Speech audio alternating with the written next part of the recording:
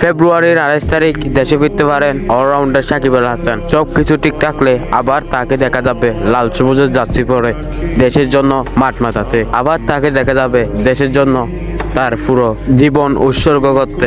বাংলাদেশের মানুষ আবার তার খেলা দেখার জন্য রাগ জাগবে।